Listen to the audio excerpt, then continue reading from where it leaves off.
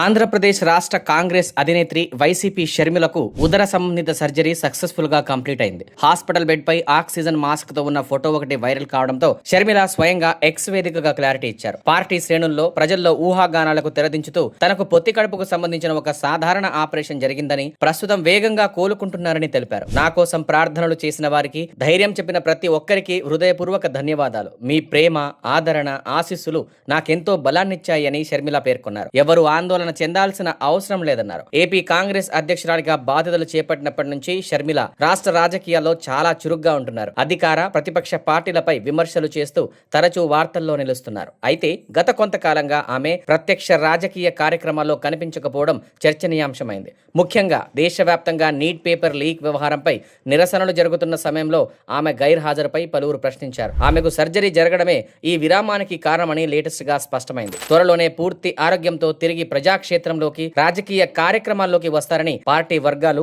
అభిమానులు ఆశిస్తున్నారు.